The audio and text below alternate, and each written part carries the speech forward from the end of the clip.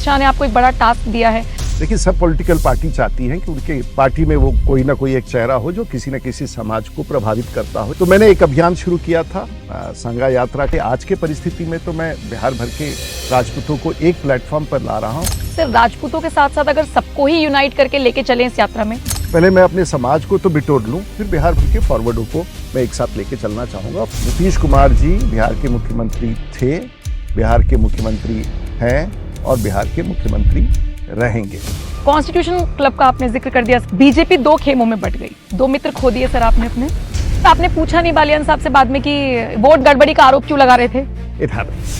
राहुल गांधी ने यहाँ पर रहते हुए एक ट्वीट किया कि मैं जेनजी के साथ खड़ा हूँ। जेनजी उनके साथ खड़ा है कि नहीं ये पता लगाना पड़ेगा ना। अभी भी बिहार में चेहरा लालू जी का है, चेहरा तेजस्वी जी का नहीं है। जब तक लालू जी तब तक ये पॉलिटिकल पार्टी है। रोहिणी जी ने बड़ा मेहनत किया, छोटी है, मेरी बेटी की तरह है। तो जिसको राज्यसभा में जाना चाहिए वो चुनाव लड़ रहा है, और जिन लोगों को राज्यसभा नहीं जाना चाहिए उनको लोकसभा का चुनाव लड़ना चाहिए। वो राज्यसभा नेचुरली गुस्सा होगा कि राष्ट्रीय जनता दल हो, कांग्रेस हो, इनकी राजनीति अदृश्य मतदाताओं पर है। तेज प्रताप डैमेज करेंगे आरजेडी को? मुझे शायद पहचानते भी नहीं होंगे। गाने सुनते हैं आप? ब्रायन सैलिस कभी कभी पियानो बजाते हैं तो उनका ब्रायन सैलिस का एलीट क्लास आ गया सर। ये भोजपुरी सुनते हैं सर आप? भोजपुरी बोलता अच्छा ही। ये जो चैनल बानू एनएमएफ, ये तो बहुत अंधाधुन कमाल कैले बा आजकल भारतवर्ष में। एक बार हम कुछ बोल देला तो पूरा भारत ओकरा देखे लागेला। तो और एनएमएफ के बहुत बहुत बधाई, रोरो बहुत बहुत बधाई। अच्छा पूछा तनी सवाल।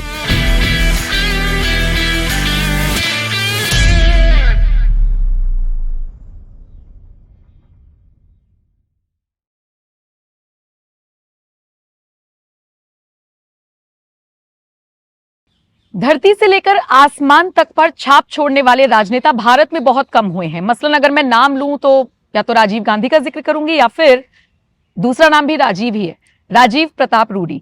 अच्छा, इसके अलावा वो एक फ्रेज है ना, nobody is perfect and I am nobody, इस वाले सांचे में बिल्कुल सटीक बैठते हैं राजीव प्रताप रूडी। और ये बात मैं इसलिए कह रही हूं क्योंकि थोड़ा सा पढ़कर बताऊंगी आपको। देखिए, बिहार से आने वाला एक नेता जो जबरदस्त इंग्लिश बोलता है, फिर नेता होने के साथ साथ प्रशिक्षित पायलट है, इंजीनियरिंग की पढ़ाई, अर्थशास्त्र में बीए ऑनर्स, एलएलबी की degree, Limca book of records में नाम दर्ज होना उन्हें अपने आप में खास बनाता है। मेरे साथ इस वक्त जुड़े हुए हैं राजीव प्रताप रूडी जी। आपका बहुत बहुत स्वागत है सर। नमस्कार जी।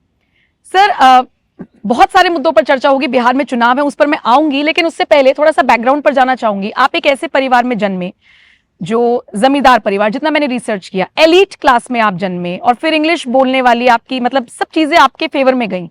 लेकिन जब एक नेता चुनना होता है जनता को, तो वो देखते हैं कि थोड़ा हमारे जैसा हो, थोड़ा हिंदी में थोड़ा ग्राउंडेड हो। और मैं देख रही हूँ कि जब से आप चुने जा रहे हैं तो चुने ही जा रहे हैं, चुने ही जा रहे हैं। तो ये दिल्ली के पत्रकारों ने मेरा खास ख्याल रखा है कि मुझे एलीट घोषित कर दिया है, मुझे अंग्रेजी बोलने वाला घोषित कर दिया है। लेकिन शायद आप मेरे क्षेत्र में जाएंगे तो शायद ऐसा कोई आपको ऑब्जर्वेशन नहीं मिलेगा। और मैं अपने आप को भाग्यशाली मानता हूं कि मुझे उस दुनिया में भी जीने का एक अनुभव प्राप्त है। वहाँ मैं उनके साथ रहता हूं तो वो समझते हैं कि ये मेरा ही है, और दिल्ली वालों के बीच में रहता हूं तो वो समझते हैं हमारा ही है। लेकिन मैं वैसा व्यक्ति हूं कि जो गांव देहात में भी वैसा ही हूं और शहर में, लेकिन उसकी जानकारी सिर्फ मुझे है। और आपने ठीक कहा कि बहुत बार मैं आपको एक ऐसा वाक्य से शुरू करना चाहूँगा कि एक बार मैं पायलट के कपड़े में अपने घर से नीचे उतर रहा था, पटना से विमान लेकर के दिल्ली आना था। ठीक है। और मेरे एक सरपंच थे, तो सरपंच ने मुझे बड़ा ध्यान से देखा, मुझे अपने उस कप्तान के कपड़ा में। तो उसने कहा कि उसने भोजपुरी में कहा, नेताजी रहुआ काका पहन लीला। अच्छा। कहने का मतलब कि नेताजी आप क्या क्या कपड़ा पहन लेते हैं। तो मैं बार बार सोचते रहा कि इसने ऐसा बोला क्यों। फिर बाद में मुझे लगा कि मैं समझ गया कि वो उसने ऐसा, क्योंकि देहात में जो पप्पू बैंड, मूसा बैंड जो होता है ना, वो खूब सारे ऐसे ऐसे लगा के चलते हैं। तो शायद मुझे उसने बैंड मास्टर से, क्योंकि उसने कभी कप्तान देखा ही नहीं था, तो मैं समझ गया कि इसने मुझे बैंड मास्टर माना है। तो गांव देहात की चर्चा में मैं एकदम उनके साथ हूँ। और एक वाकया जी आपको बता देगा कि उनकी दुनिया, उनको ये भी नहीं समझ में आता है कि मैं कप्तान हूँ तो किस प्रकार का। और मैं कभी अंग्रेजी अपने क्षेत्र में आज तक किसी ने सुना ही नहीं बोलते हुए, ना किसी ने ही सुना है। और पेशे से वकालत भी करता हूँ। ये सब आपके सोशल मीडिया का कमाल है और आपके चैनल का कमाल है कि कुछ ज़्यादा इन्फॉर्मेशन जा रहा है। वैसे मैं बहुत ही प्राइवेट व्यक्ति हूँ और बस इतना ही।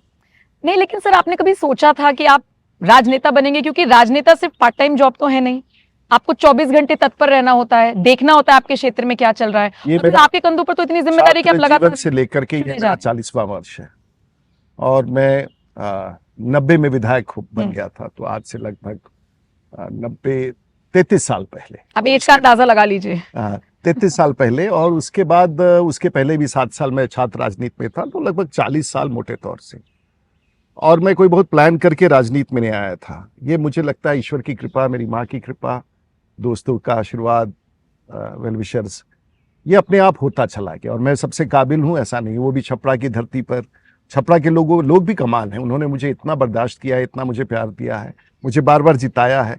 असंभव है, अगर पूरी बार देखा जाए तो मैंने 11 बार लोकसभा, राज्यसभा और विधानसभा का नॉमिनेशन फाइल किया है, जिसमें से मैं 8 बार जीत गया हूँ। तो शायद ईश्वर की कृपा होगी और बाकी आप सब लोगों जैसे का आशीर्वाद होगा। सर लेकिन जैसे हम सब शहरों में नौकरियां करते हैं, फिर हमें लगता है कि एक वक्त ऐसा आएगा जब वापस अपने गांव चलेंगे, अपनी धरती पर रहेंगे। सौभाग्य से आप अपनी धरती पर रहने का आपको मौका मिलता है, काम करने का मौका मिलता है। मैं बिहार का जिक्र कर रही हूँ।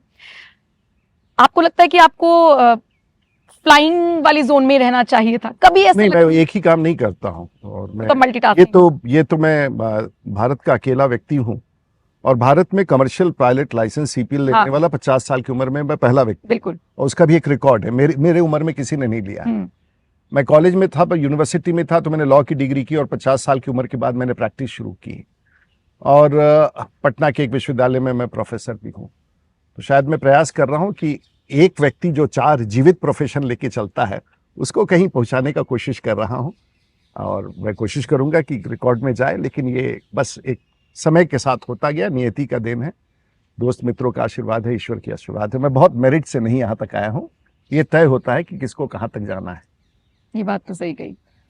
सर अगर हम बिहार का जिक्र करें तो यहाँ पर जाति बड़ी चलती है। वैसे मैं चुनावों पर आऊंगी, पूरा फोकस करूंगी, लेकिन मैं जाति इसलिए पूछना चाह रही हूँ क्योंकि अभी खबर आई कि अमित शाह ने आपको एक बड़ा टास्क दिया है। अब जितना मैंने सुना, कहा गया है कि आप राजपूतों को इकट्ठा कीजिए, ऐसा है क्या कुछ? नहीं, देखिए, सब पॉलिटिकल पार्टी चाहती हैं कि उनके पार्टी में वो कोई ना कोई एक चेहरा हो जो किसी न किसी समाज को प्रभावित करता हो या समाज के लोग उससे जुड़ते हैं। तो मैंने एक अभियान शुरू किया था, सांगा यात्रा करके। उसके पहले मैंने विजन बिहार करके शुरू किया था, उसको परिवर्तित करके सांगा यात्रा में परिवर्तित किया। और सबका ऐसा मानना है कि मैं पार्टी के हित में ही कर रहा हूं, लेकिन पहले पार्टी से पहले आज के परिस्थिति में तो मैं बिहार भर के राजपूतों को एक प्लेटफॉर्म पर ला रहा हूं, उनके अधिकारों के बारे में बता रहा हूं, उनकी ताकत के बारे में बता रहा हूं, उनकी ख्याति के बारे में बता रहा हूं और उनकी भूमिका राजनीतिक रूप से बिहार में क्या रही है उसके बारे में बता रहा हूं। और मैं उनको बार बार याद दिलाता हूं जो हमारे पार्टी का लक्ष्य है, हमारा सिद्धांत है, हम गरीबों की पीठ पर खड़ा होकर के उनके साथ पर रहेंगे।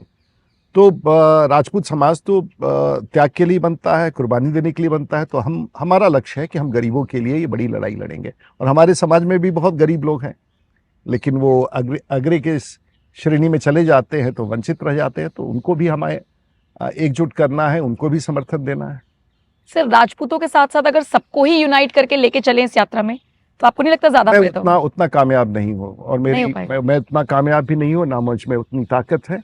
पहले मैं अपने समाज को तो बिटोर लूं और समाज की विश्वास हासिल कर लूं, फिर आगे चला जाएगा। हाँ, मैंने एक बार जरूर कहा था एक इंटरव्यू में, आज तक के इंटरव्यू में मैंने ये कहा था कि यही समाप्त नहीं होगा, पहले अपनी ताकत समझ लूं, फिर बिहार भर के फॉरवर्डों को मैं एक साथ लेके चलना चाहूंगा और फिर बिहार भर को लेके चलना चाहूँ। लेकिन लंबी यात्रा है और अभी उस पर कोई टिप्पणी करना उचित नहीं होगा। बहुत कम उम्र में आपको बहुत सारी जिम्मेदारियां मिली, मोदी कैबिनेट में भी आप मंत्री बनाए गए, उसके बाद आपका इस्तीफा हुआ और उसके बाद से कोई ऐसी जिम्मेदारी हमने नहीं देखी। लगा पहले कि बहुत भरोसा दिखाया मोदी सरकार ने, लेकिन उसके बाद फिर कोई बड़ी जिम्मेदारी नहीं। क्या लगता है सर, क्या रीजन रहा? आपको क्या लगता है कि मैं कोई कम जिम्मेवारी वाली व्यक्ति हूँ? नहीं, मेरा तो अगला सवाल इसी से जुड़ा हुआ है, पहले आपका जवाब ले लूं। नहीं, मैं तो आपको भी 15-20 मिनट इंतजार करना पड़ा। अगर मैं व्यस्त नहीं होता तो इतना इंतजार करने की जरूरत नहीं। मेरे पास इतना काम है और मैं काम, देखिए, राजनीति में या सामाजिक जीवन में इंसान का महत्व तभी होता है जब वो अपने लिए काम क्रिएट करता है, और मैं बिल्कुल। खूब अपने लिए काम क्रिएट करता हूँ, और वैसे वैसे चीजों में होता हूँ जिसकी आप कल्पना नहीं कर सकते हैं। अगर किसी मकान का, बिल्डिंग का नक्शा भी बनाना हो तो मैं शौक से बना देता हूँ, और आर्किटेक्ट के रूप में भी काम कर लेता हूँ। आसियान मैत्री पार्क मेरे घर के सामने है। दिल्ली का मैंने पहला प्रयास किया जो शायद किसी ने सोचा भी ना। अंग्रेजों ने 100 साल पहले आके जामुन के पेड़ लगाए। हमने आसियान मैत्री पार्क जो दिल्ली में है, तुगलक क्रेसेंट में, वहां 1000 फलों का पेड़ लगाया हो। एनडीएमसी ने कहा कि सब साहब लोग तोड़ के ले जाएंगे, तो मैं तोड़ने दीजिए, आपको क्या प्रॉब्लम है। और ये अपने आप में आप अगर टहल के देखेंगे तो वहां पर और इलाके के सुप्रीम कोर्ट के हमारे वरिष्ठ जजेस, हमारे मित्र, स्पीकर लोकसभा, सब लोगों ने आके प्लांटेशन किया है। मैं कुछ कुछ नया नया करता रहता हूँ, और ये मेरा शौक है। मैं अपने कॉन्स्टिट्यूएंसी में भी वो सब करता हूँ जो पूरे भारतवर्ष में नहीं है। हालांकि उसका प्रचार आप लोग बहुत कम करते हैं। क्या आप विश्वास करेंगी कि मेरे क्षेत्र में पहला एक ऐसा जिला भारत का है, पहला, जहां 3.5 लाख, और गांव में, मेरे घर में, मैं गांव में रहता हूं, गैस पाइपलाइन से खाना पकाने का गैस जा रहा है मेरे गांव अमनौर में। और मैंने लक्ष्य बनाया है कि 3.5 लाख, और जिस दिन ये पूरा होगा दुनिया का एक ऐसा भौगोलिक भाग होगा जहां देहाती क्षेत्र से लेकर शहरों तक गैस पाइपलाइन से। मैं ऐसे बहुत सारी कोशिश करता हूं। पूरे बिहार में लाइट एंड साउंड शो कहीं नहीं है। अमनौर के तालाब पर जो मैंने light and sound show create किया है, बिहार में कहीं नहीं है, और चलता है, खूबसूरती से चलता है। छोटा सा प्रयास है। मैं अपने जीवन में छोटे छोटे प्रयासों का लक्ष्य लेके उसको अचीव करता हूं। समय आने पर पूरे देश में उसको फैलाने का कोशिश। अब देखिए, ये सवाल मैंने क्यों पूछा था, ये सवाल मैंने सर इसलिए पूछा क्योंकि देखिए, बिहार में चुनाव होने, ऐसा तो नहीं कि जैसे बीजेपी अपने इतिहास के लिए जानी जाती है, एक ऐसे चेहरे को ले आना मुख्यमंत्री के लिए, तो कहीं ऐसा तो नहीं? देखिए, ये सब तो काल्पनिक है। राजनीति में कोई भी होता है तो वो मुखिया भी बनना चाहता है, सरपंच भी बनना चाहता है, जिला परिषद भी जीतना चाहता है, एमएलए भी बनना चाहता है, एमपी भी बनना चाहता है, राज्यसभा में भी जाना चाहता है, मंत्री भी बनना चाहता है। ये प्रोसेस है, और ये प्रोसेस कोई मेरिट पर नहीं। एक लेवल के बाद ये मेरिट नहीं। मेरिट तो सब हमारे समकक्ष नेताओं का सबका बराबर है। ऐसा कहना कि वो ज़्यादा मेरिटोरियस है, ये वो किसी राज्य का मुख्यमंत्री कोई बन गया और वो कम मेरिटोरियस था इसलिए नहीं, ऐसा होता नहीं है। वो पार्टी तय करती है, आपका किस्मत, आपका भाग। आपका भाग्य बनाने वाला भी अगल बगल में ही होता है, ईश्वर तो बाद में आते हैं, तो उसके बीच में होता है। ये कह देना कि मैं बहुत कामयाब था या मैं बहुत कामयाब हूं, मुझे ये काम नहीं मिला। एक लक्ष्य के बाद जब आप 40 साल के एक्टिव पॉलिटिक्स में हो, जब आपके पास आज एक चुनाव छोटा सा होता है कॉन्स्टिट्यूशन क्लब का, तो जो भारतवर्ष के लोग सांसद आके आपको वोट डालते हैं, ये पॉलिटिकल एंडोर्समेंट, इससे बड़ा पॉलिटिकल एंडोर्समेंट इस पॉलिटिकल लाइफ में क्या हो सकता है? बिल्कुल नहीं हो सकता। तो मैं समझता हूं कि जो आपका है, और बिहार में मैं आपको बता दूं, ये आपको अजीब लगेगा, बिहार में अब आने वाले भविष्य में कभी कोई फॉरवर्ड मुख्यमंत्री नहीं हो सकता है। ये आप दिमाग से निकाल दीजिए, चाहे किसी पार्टी का हो। तो ये एक सच्चाई है, और ऐसा मुझे लगता है। लेकिन ऐसा नहीं है कि फॉरवर्डों की भूमिका बिहार में नहीं है, बहुत अहम भूमिका है। और पिछड़े समाज में भी बहुत अच्छे मुख्यमंत्री बिहार में आए, आगे भी आते रहेंगे। लेकिन वर्तमान में एक स्पष्ट कर दूं, इसमें कोई कंफ्यूजन नहीं होना चाहिए। बिहार के नीतीश कुमार जी बिहार के मुख्यमंत्री थे, बिहार के मुख्यमंत्री हैं, और बिहार के मुख्यमंत्री रहेंगे। कॉन्स्टिट्यूशन का क्लब का आपने जिक्र कर दिया सर। वैसे मैं, क्योंकि गुजरे जमाने की बात हो गई ऐसा लगता है, अब तो ज्यादा बात नहीं करनी चाहिए। लेकिन मेरा बस एक सवाल ये है कि उस टाइम पर ये कहा गया कि बीजेपी 2 खेमों में बट गई, ऐसा था सर? गलत मिसकंसेप्शन। वो इसलिए हुआ, कई बार कुछ मित्र लोग, ऐसा हो जाता है पॉलिटिक्स में, इसमें बहुत सीरियसली नहीं लेना चाहिए, इट हैपेंस। इसलिए हो गया कि और भी 4 पोस्ट थे, मैं तो वैसे भी जीत सकता था, तो बाकी 3 पोस्ट जो कांग्रेस के भी थे, डीएमके के भी थे, 2 कांग्रेस के थे, तो कोई एक पोस्ट उनसे ले लेते अगर हमारे मित्र के बीजेपी के लोग जीतना चाहते थे। तो पता ही नहीं चला मुझे कि मेरे ही खिलाफ क्यों आए, क्योंकि मैं तो बीजेपी वाला था। अगर बीजेपी का होता तो ये कहना कि ये बीजेपी का था एक तब अनुचित है। और अब चुनाव हो गया, अच्छी बहुमत से जीत गए। मुझे तो इस बात की खुशी है कि सबने, मेरे 20-25, वो अलग कहानी है कि लोग कहते हैं 20 साल से यहाँ है, 25 साल से, वो कहानी कैसी है किसी को पता भी नहीं है। लेकिन मुझे इस बात का कि पूरे भारतवर्ष के लोगों ने और मेरे सांसदों ने, पूर्व सांसदों ने इस 40 साल के राजनीतिक यात्रा का रिकॉग्निशन दिया बिल्कुल। और मेरे प्रयासों का, मेरे कार्य का एंडोर्समेंट किया। तो इससे बड़ी बात राजनीतिक जीवन में क्या हो सकती है? 2 मित्र खो दिए सर आपने अपने। नहीं, वो भी मित्र हैं, वो सब थोड़ा वो चलता रहता है। अभी मित्र हैं। हाँ, मैं लेकिन सर आपने पूछा नहीं बालियान साहब से बाद में कि वोट चोरी का या गड़बड़ी का आरोप क्यों लगा रहे थे? देखिए, वो तो भारतवर्ष में होता है, उसमें क्या तो प्रॉब्लम? अपने भी लगाएंगे सर? अरे चलता रहता है, ये सब पॉलिटिकल डिबेट है। वो आप कांग्रेस पार्टी भी हमारे मित्र हैं वहाँ। अब जैसे जिस चुनाव हार जाते हैं तो कहते हैं कि वो बैलेट, वो क्या कहते हैं, वो ईवीएम हैक हो गया है। ये सब चलता रहता है, इसको आप बहुत सीरियसली मत। बात हुई वैसे आपकी उस? हाँ, मुझे सबसे बात होती रहती है। अच्छा, चलिए, अच्छी बात है, दोस्ती बरकरार रहनी चाहिए। निशिकांत दुबे से तो कोई नाराजगी नहीं है ना सर? किसी से अब कोई नाराजगी नहीं है। हो गया, एक एक्सपेरिमेंट उनका था, वो विफल हो गया। अब वो कुछ आया होगा, ऐसी परिस्थितियां आई होंगी कि उन्होंने ऐसा तय किया होगा। कोई नहीं है, is a good friend of mine. अब नॉर्मल जीवन है, पार्लियामेंट में बैठेंगे, रोज हम लोग सामने मिलेंगे, तो आप कैसे आप सोचते कोई ऐसा? पार्लियामेंट में विपक्ष के लोग भी बैठे, सोनिया जी भी बैठते हैं, राहुल जी भी बैठते हैं, तो क्या कांग्रेस बीजेपी के लोग जा करके उनको पकड़ लेते हैं? ऐसा तो होता नहीं है लोकतंत्र में। लोकतंत्र में हर आदमी को अधिकार है कि आप अपनी चाल भी चले। बिल्कुल, लेकिन बड़ी दिलचस्प है सर आपकी जो पूरी पॉलिटिकल लाइफ है, मतलब बड़ी हैरानी होती है। तो हम गडकरी जी को देखते हैं कि लोग जो विपक्षी दल के नेता है उन्हें पसंद करते हैं, या फिर इतना प्यार, इतना सपोर्ट, राहुल गांधी, खड़गे, सोनिया गांधी सब आपकी तरफ थे। अच्छा खासा आपने तो नितिन गडकरी जी अच्छे आदमी हैं, उनको अपने बीजेपी, आप ऐसा क्यों करें? बाहर के लोग, उनके बीजेपी के लोग भी समर्थन करते हैं। बाहर के भी, तो ये तो अच्छा पॉलिटिकल है ना। और मुझे भी बीजेपी के अंदर बहुत लोग, मुझे विश्वास ऐसा लगता है जो वोट पड़े हैं उसके बाद बिल्कुल बिल्कुल सर, कि ऐसा कहना बड़ा अनुचित है कि ये पार्टी में पॉपुलैरिटी, पार्टी के पॉपुलैरिटी के बाद ही होती है। अगर आप कहें कि आप इस पार्टी में हो, पॉपुलैरिटी वहां का है, तो ऐसा नहीं होता है। पहले आपकी पॉपुलैरिटी होती है, पार्टी के भीतर 10 लोग आपके बारे में अच्छी बात कहने वाले हों, तब दूसरे लोग बात सुनते हैं। ये कंफ्यूजन छोड़ दीजिए कि दूसरे लोग अच्छे कह रहे हैं इसलिए आप अच्छे हो गए, ऐसा नहीं है। बिहार पे आ जाते हैं सर। बिहार का जेनजी किसके साथ है? और जेनजी शब्द मैं इसलिए इस्तेमाल कर रही हूँ जी, क्योंकि अभी राहुल गांधी ने जेनजी को कहा, जेनजी है जो ये 1997 से 2012 वाले बच्चे हैं, इन्हें जनरेशन जेड कहा जा रहा है। ये जो नेपाल में पूरा आंदोलन हुआ है, ये जेनजी रेवोल्यूशन रहा। मतलब 20, 22, 25 साल के बच्चों ने इस रेवोल्यूशन को धधका दिया। तो राहुल गांधी ने एक ट्वीट किया, में भी ऐसा ही हुआ, लेकिन उस टाइम जेनजी नहीं थे सर, युवा थे, लेकिन वो 30, 28 ये वाले तो प्रॉपर जेनजी बोले गए हैं। अच्छा, चलिए, जेनजी। इसके बाद अल्फा भी आ गई है, अभी आती रहेंगी।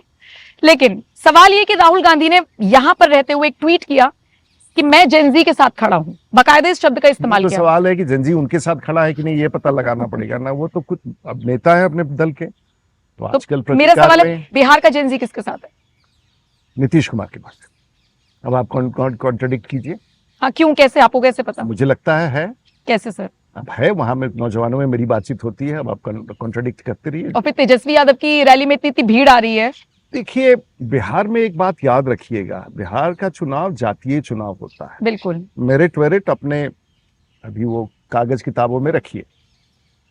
और आज भी बिहार में जो सबसे बड़ा खतरा है और जिसका आरजेडी को बहुत बड़ा अहंकार भी है कि उनके पास 18% यादव और 12% मुसलमान है। तो अगर एक जगह, और सब विधानसभाओं में नहीं है, कहीं कहीं उससे भी ज्यादा है, वो एवरेज 30%, कहीं 55% भी हो सकता है। तो कुछ क्षेत्रों में उनकी पहचान है, तो वो संख्या जुटती है। लेकिन उनसे बिहार के लोगों का, बाकी जो बचे हुए 70% लोग हैं, बहुत भयभीत है।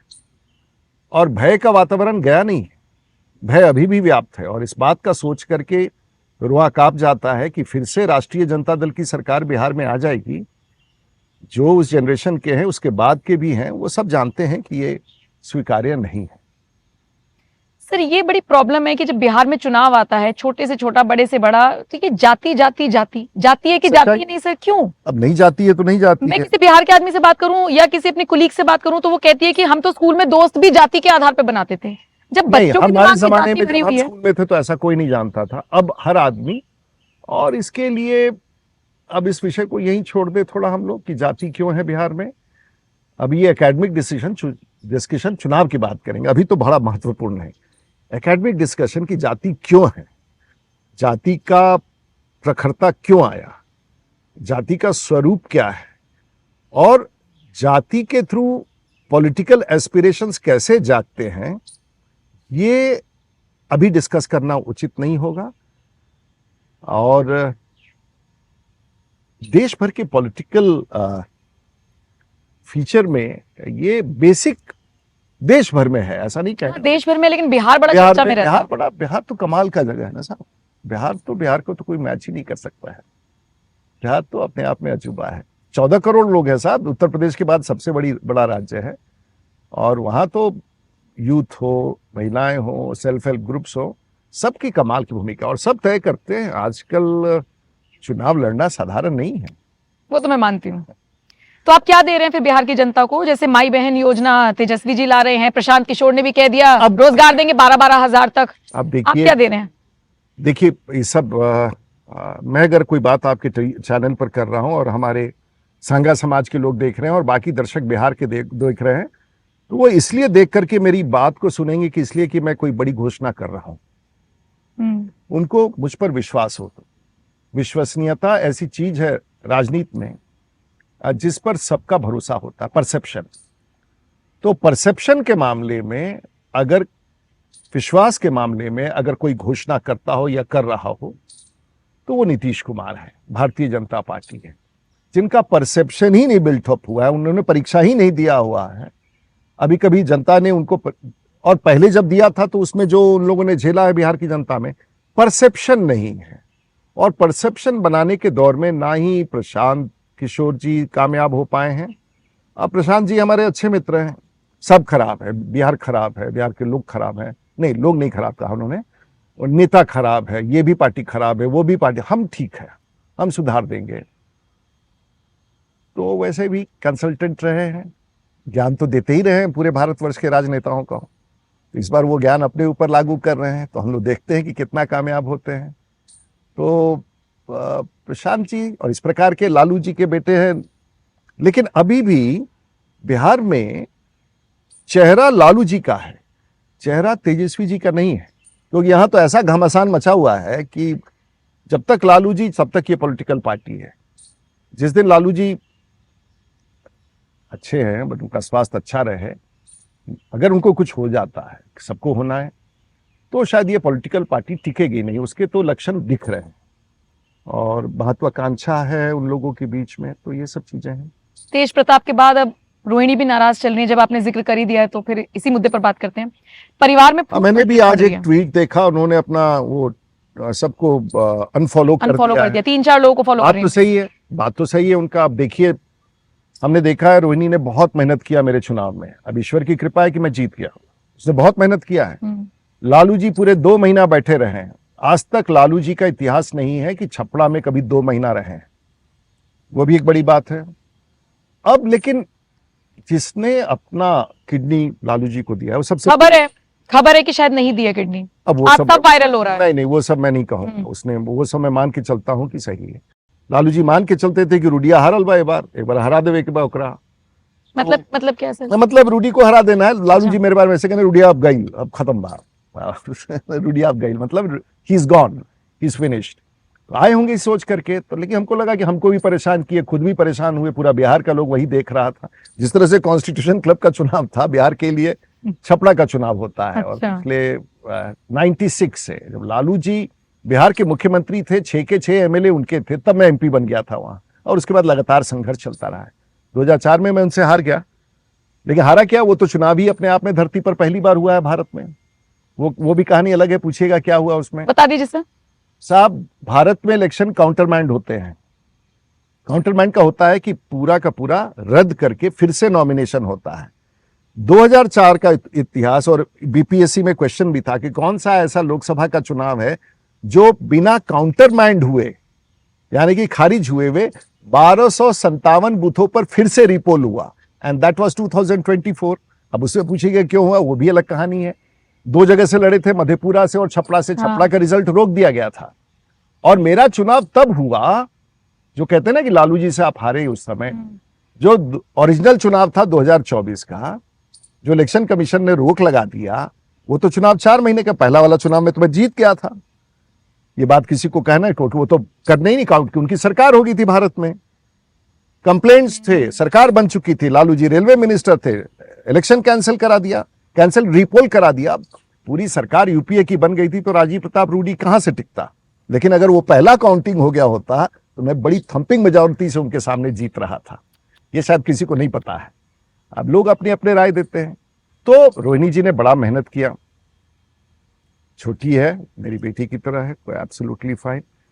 और लेकिन लालू जी तो इतने ताकतवर व्यक्ति हैं, अब उसको दुख नहीं होगा, उसको तो राज्यसभा में जाना, उसकी तबीयत भी ठीक नहीं, उसने किडनी दिया है, तो जिसको राज्यसभा में जाना चाहिए वो चुनाव लड़ना है, और जिन लोगों को राज्यसभा नहीं जाना चाहिए उनको लोकसभा का चुनाव लड़ना चाहिए, वो राज्यसभा, नेचुरली गुस्सा होगा। संजय यादव का जिक्र कर रहे हैं। संजय भी अच्छे आदमी हैं, उनके साथ पिछले 25-30 सर, एक अच्छे राजनेता से बात करने का ये नुकसान है कि सब अच्छे हैं, क्योंकि सब आपको अच्छा मानते हैं। बताइए ना संजय यादव की कहानी बताइए ना। नहीं, मुझे नहीं आइडिया है। वो तेजस्वी जी के साथ बहुत दिनों से वो काम कर रहे हैं। अब नाराजगी और उनकी कभी भी उनका कुछ ऐसा मैंने नहीं देखा है जो आपत्तिजनक हो।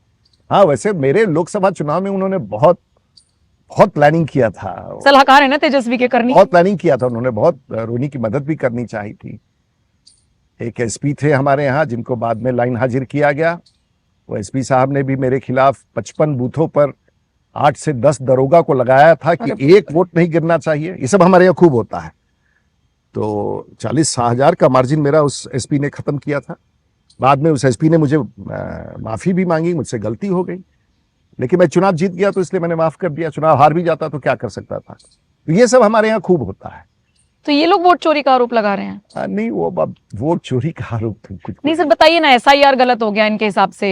इनके हिसाब से 65 लाख वोटर्स इनके कट गए हैं। नहीं, 65 लाख वोटर्स अदृश्य है, अगर सचमुच अगर अवतरित हो जाए। लेकिन मुझे लगता है कि राष्ट्रीय जनता दल हो, कांग्रेस हो, इनकी राजनीति अदृश्य मतदाताओं पर है, मतलब जो है ही नहीं एग्जिस्ट करते। चुनाव आयोग ने कहा है कि 65 लाख हटाए गए हैं, तो लाके बताइए कहाँ है। तो नहीं, ये नहीं होगा, वो नहीं होगा, फलाना नहीं होगा, एक वोटर इनको नहीं मिला उसमें, शिकायत भी कोई दर्ज कराने नहीं आ रहा। तो भाई लोग समझते हैं ना। हाँ, रेटोरिक बिल्डअप करने का कोशिश किया है, वोट चोरी, वोट चोरी। वोट चोरी तो चुनाव के दिन होता, अभी तो वोट कहाँ से चोरी हो रहा है बाबा। वोट तो चोरी चुनाव के दिन कीजिएगा ना, बैलेट बॉक्स का मैनिपुलेशन कीजिएगा, वोटरों को। मैं अभी वोट कहाँ चोरी हो गया, अभी तो सब कागज पर। वोटर्स चोरी हो रहे हैं। वोटर्स चोरी हो गए तो किसके पास चले गए? हमारे पास आने चाहिए ना 60 लाख। आपके पास ऐसी ऐसी कुछ भी तर्क दे दे। चोरी किसका हो गया? वोटर कहाँ चोरी होके चला गया है? एक आदमी को बंद करो तो हैबियस कॉर्पस लगा के कोर्ट से खुजवा लेते हैं। यहाँ 60 लाख वोटर गायब हो गए और किसी को पता ही नहीं है। आप यही दावा कर रहे हैं कि 60 लाख वोटर गायब हो गए, तो कोर्ट में जाइए, पता लगा देगी कोर्ट। नहीं, कोर्ट नहीं जाएंगे, बोल रहे हैं कि मेरा काम है बताना और सरकार पर। और उसके बाद अदृश्य मतदाताओं को ढूंढते रहे हम लोग, चुनाव आयोग अदृश्य मतदाताओं को ढूंढते रहे जो इनके वोटर हैं। ये सब कहाँ का कॉन्सेप्ट है बाबा? अदृश्य मतदाता है वो, जिस पर वो चुनाव आज तक लड़ते रहे और जीतते रहे। सर, टाइमिंग को लेकर सवाल उठ रहे हैं कि अभी एसआईआर क्यों करवाया? कह रहे पूरे देश में होना चाहिए। भाई, कोई काम अगर पहले हो और बाद में हो, काम तो प्रोसेस जारी ही होता है। बहुत सारी हो, आने वाले दिनों में महिला आरक्षण भी आएगा, सेंसस जरूरी है, बहुत बहुत सारी चीजें। और देश की सरकार बैठी नहीं है, खूब काम कर रही है। माननीय प्रधानमंत्री जी खूब काम कर रहे हैं, लगातार लगे हुए हैं। ठीक है सर, मैं ये भी देख रही हूँ कि जब बिहार में जैसे चुनाव आने वाले हैं तो यात्राओं का दौर चल रहा है। इसमें से एक यात्रा तो हम आपका ही जिक्र कर रहे हैं, पहले उसी पे सवाल पूछ लेती हूँ। कहाँ कहाँ निकाली है सर यात्रा? किस जिले में आप गए हैं? क्या इस साल से बिहार में घूम रहा हूँ। ठीक है। पहले तो विकास के नाम पर, फिर मैंने उसको संशोधित करके सांगा यात्रा किया। और मैंने मूलतः देखा कि इस पूरी यात्रा में राजपूतों के साथ राजपूत समाज उपेक्षित है, और वो दिख भी रहा था सामाजिक रूप से, राजनीतिक रूप से। मैं तो पार्टी का आभार मानता हूं कि उन्होंने मुझे चांस दिया। मैं छपरा से लड़ता हूं, टिकट नहीं दे तो फिर मैं चुनाव कहां से जीतूंगा। लेकिन साथ साथ इसका मतलब ये नहीं है कि समाज को, और मैं अगर राजपूत नहीं होता तो मुझे छपरा से टिकट भी नहीं देता। वहां जब भी बीजेपी, कांग्रेस अगर फॉरवर्डों का, अगर कोई पार्टी का, तो वो हमेशा किसी फॉरवर्ड को ही देगी। अच्छा। तो मैं फॉरवर्ड था, मैं राजपूत था। हमारे साथ बिहार छपरा के सभी राजपूतों का समर्थन बड़ा रहता है, चाहे वो भूमिहार हो, कायस्थ हो, या राजपूत हो, ब्राह्मण हो। लेकिन और भी समाज मेरे साथ चलती है, उनको लगता है कि रूडी न्याय करता है। तो मेरा ऐसा मानना है कि बिहार के परिप्रेक्ष्य में राजपूतों का, और मुझे गर्व है कि मैं रामवंश हूँ, मुझे गर्व है कि मैं क्षत्रिय हूँ, मुझे गर्व है कि मुझे ईश्वर ने इतनी ताकत दी है कि मैं गरीबों की पीठ पर खड़ा होकर उनकी रक्षा कर सकूं। तो इसी अभियान में लगा हुआ हूं। और सचमुच और बिहार के राजपूतों ने एक सवाल मुझसे किया कि भाई वोट तो देंगे, गारंटर मेरा कौन है? अब 100 रुपया भी कोई किसी को देता है तो वो भी गारंटी लेता है, यहां तो 5 साल के लिए आप वोट दे देते हैं, तो आपका गारंटर कौन है भाई? तो ये सवाल हमसे पूछने लगा कि आप गारंटर बनिएगा, आप अगर गारंटर बनिएगा तो हम लोग आपके साथ चलेंगे, आप गारंटर नहीं बनिएगा तो हम लोग नहीं चलेंगे। ये गांव गांव में लोग कह रहे हैं कि भाई राजपूत का गारंटर, राजपूत का गारंटर। तो कहा कि भाई, तो हमने कहा कि हम गारंटर बनने के लिए तैयार हैं, चलिए मेरे साथ, हम ध्यान रखेंगे आपका। तो लगता है ऐसे कि बिहार में राजपूतों का एक मन, बिहार में नहीं देश भर के राजपूत, हमारे पास बड़े बाकी पार्टियों में भी राजपूत नेता हैं, लेकिन बीजेपी में तो राजनाथ सिंह जी है ही हैं, योगी जी है ही हैं, रमन सिंह जी है ही हैं, कई सारे राजपूत नेता हैं। हमारे बिहार में भी कई राजपूत नेता हैं, तो मैं भी उस लाइन में हूं।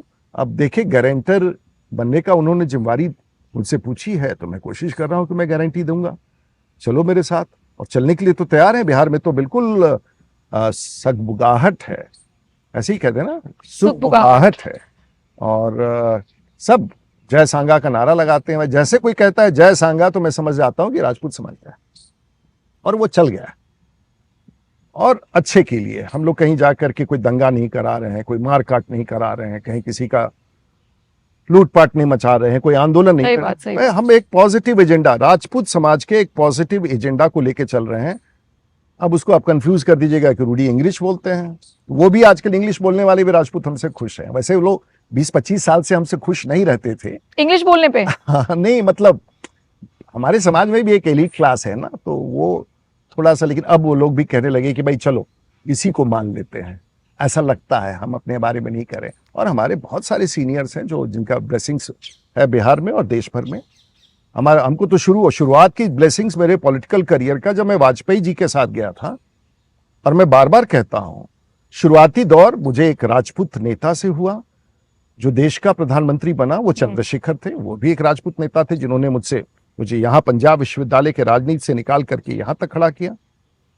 और वाजपेयी जी के सरकार में, चाहे वो भैरव सिंह शेखावत थे या फिर जसवंत सिंह थे, उन्होंने भी मुझे आगे बढ़ाया। पार्टी के और भी लोग थे, यशवंत सिन्हा थे, कैलाशपति मिश्रा थे, सबकी भूमिका होती है।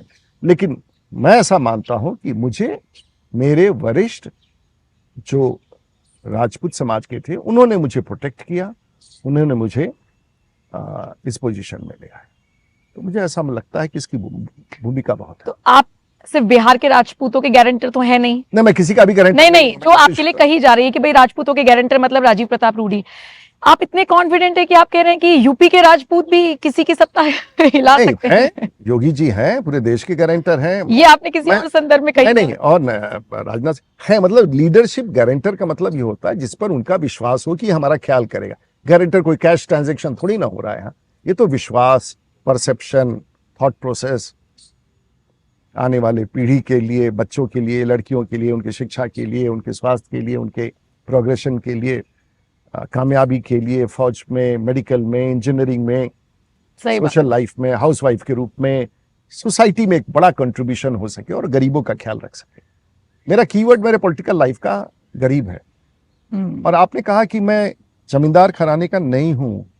आपके बारे में फिर ये रिसर्च अवेलेबल है? नहीं, पता नहीं, लोग 4 बार कह दिया तो गया। मैं तो साधारण सा सारण जिला की धरती पर कोई जमींदार नहीं था। जमींदार घर से नहीं थे भैया, बहुत साधारण परिवार से थे। ठीक है सर, ये बात जाननी परिवार से थे। मेरे पिताजी सरकारी सेवक थे, बिहार सरकार में थे, जिनका निधन 5 साल की आयु। हम जमींदार नहीं थे, हम वसूल करने वाले अंग्रेजों का नहीं थे। हम जमींदारी मतलब जो 1000 एकड़ जमीन, और जमींदार तो नहीं माना जाता। 10 बीघा जमीन है हमारे पास, वो भी बटेगा भाइयों में, तो कितना बचेगा, नहीं बचेगा। दादा परदादा का 20-25 बीघा था। ये सब कंफ्यूजन है मेरे बारे में। इस पूरा मेरा तो राजनीतिक जीवन पूरा कंफ्यूजन ही रहता है। जिसको जो मन में आता है एनालिसिस, जिस चेहरे में देखता है वो मुझे एनालिसिस उसी तरह से कर देता है। पायलट के यूनिफॉर्म में देखता है तो उसको बोलता है कि ये एमपी कैसे हो सकता है, ये पायलट है। एमपी से पूछिए तो वो लोग हमारे कहते हैं ये पायलट कैसे हो सकता है। तो जो जिस वेशभूषा में मुझे देखता है, मेरा विश्लेषण उसी तरीके से, जैसे आप अभी कर रहे हैं, कोई भी कर देता है और मैं छोड़ देता हूँ। सर, आपके बारे में इतना कुछ है पढ़ने के लिए, तो 2-4 चीजें इधर उधर हो जाती हैं, आप मैनेज कर लीजिए, हम यहाँ पे सारी चीजें ठीक करा देंगे। अच्छा सर, एक बात बताइए, आप तेजस्वी यादव, आपने बिल्कुल ठीक कही ये बात, मैं बहुत लोगों से ये चीज रिव्यू ले चुकी हूँ कि अगर लालू प्रसाद यादव टैग ना लगा होता तो तेजस्वी यादव अभी कुछ नहीं है। लेकिन अगर वो ट्वीट कर रहे हैं कलम, काम और कारखाना, नए दौर में नई पीढ़ी को है दिलाना, तो मैसेज तो जाएगा ना युवाओं पर कि भैया ये हमारे काम की बात प्रचारक करें। उनके समाज के लोग हैं। और तेजस्वी जी विपक्ष के प्रतिपक्ष के नेता हैं, लालू जी के बेटा है, एक बड़ा उनके पीछे एक पृष्ठभूमि है, साम्राज्य है उनके समाज। ठीक है। अब लालू जी अपने रहते अगर उनको मुख्यमंत्री बनाते तो उनकी क्षमता के बारे में पता चलता, वो शायद हो नहीं पाया। अब हम लोगों के पास परखा हुआ नेतृत्व है, नीतीश जी का बीजेपी के अंदर परखा, हम क्यों चाहेंगे उनको? और उनके पास ऐसा क्या हुनर है, क्या ऐसा है कि क्या विजन है उनके पास? मतलब मुझे नहीं पता क्या सोचते हैं, लेकिन मैं फिर कह रहा हूं, क्या आप करोगे, क्या घोषणा करोगे, इंपॉर्टेंट नहीं है। परसेप्शन आपके बारे में क्या है, विजन आपके बारे में क्या है, लोग आपके बारे में क्या समझते हैं, रेटोरिक क्या है। आरजेडी कांग्रेस के पक्ष में बिहार में कोई रेटोरिक नहीं, कोई एंडोर्समेंट नहीं। आश्वस्त हैं आप इस चीज को लेकर, श्योर हैं? क्योंकि आप फिर कहिएगा मैं तो देहात में ही रहता हूं। मेरा देहात ऐसा है, बिहार का भी गांव ऐसे हैं जहां 24 घंटे बिजली है, सड़क अच्छी है, एम्बुलेंस है, इंटरनेट है, बढ़िया। और वो सभी फैसिलिटी जो दिल्ली शहर में, और गैस पाइपलाइन से गांव में घर में कनेक्शन भी है, और भी कुछ बड़ी चीजें होंगी, लेकिन इतना अगर किसी जगह है तो वो शहर है। और मेरा गांव शहर है, मेरा सारण जिला शहर है। गांव गांव में ये फैसिलिटीज है, सड़कें ठीक है, थोड़ी चुनौतियां रहती हैं, बाढ़ वाड़ से, पानी वानी से, लोग नल जल में रोड काट देते हैं, और कुछ ठेकेदार भी गड़बड़ कर जाते हैं, कुछ कॉन्ट्रैक्टर्स भी हैं, लेकिन उन सबको चुनौती स्वीकारते हुए हम लोगों ने अपने जिला को सुधारने का और सजाने का कोशिश किया। और आज अगर बिहार में किसी जिला में सबसे ज्यादा निवेश अगर आया है पिछले 10 वर्षों में, तो उस जिला का नाम है सारण। लगभग 37,000 करोड़ रुपए की योजनाएं आज की तारीख में मेरे यहाँ कार्यान्वित हो रही है। पर ठीक है, ये सब तो चलता ही रहता है। लेकिन सर आज भी लोग फैक्ट्रियां लगाने में डरते हैं बिहार? नहीं, आने वाला Bihar is at a take off point. Bihar अब टेक ऑफ पॉइंट पर है। इंफ्रास्ट्रक्चर तैयार हो गया, इंफ्रास्ट्रक्चर में रोड्स आ गए हैं, बिजली आ गए हैं, लॉ एंड ऑर्डर आ गया है। अब बिहार में दो चीजों की आवश्यकता है, infrastructure, urban development and industrialisation. Infrastructure partially हो गया है। बिहार में आने वाले जो भी नेतृत्व संभालेगा, उसे दो कीवर्ड याद रखना होगा, urbanisation, planned urbanisation and planned industrial development. Hindi में समझा दीजिए सर, इंग्लिश वालों को तो आ जाएगा समझ में। माने शहरी विकास की एक बड़ी संभावनाएं बिहार में है, जिससे बड़े निवेश आएंगे, इंफ्रास्ट्रक्चर डेवलप करेगा। और दूसरा है इंडस्ट्रियल पॉलिसी ऐसी हो कि दुनिया भर के लोगों को आकर निवेश करने में सहूलियत हो। और तीसरा, अगर पॉलिटिकल लीडरशिप में भरोसा होगा ना कि हम यहाँ प्रोटेक्टेड हैं, हम यहाँ सेफ हैं, हमारे प्रोग्रेसिव हैं, यहाँ का एडमिनिस्ट्रेशन रेस्पॉन्सिव है, तो शायद ये हो। और बिहार उस स्टेज पर, उस पदान पर नीतीश कुमार के नेतृत्व में पहुंच गया है। और सर वही एक मुद्दा जो हमेशा आपसे सवाल पूछा जाता होगा, मेरा भी वही सवाल है, जो बाहर जाकर लोग काम करते हैं, मजदूर पलायन, वो रुक पाएगा सर? वैसे इसको एक बार, बिल्कुल आपने अच्छा सवाल किया। पलायन कब हुआ? 14 करोड़ में से 4 करोड़ लोग बिहार छोड़ के कब गए? किसके कार्यकाल में गए? वो लालू प्रसाद यादव जी के 90 से 2007, 4, 5, 6, 7 तक गए।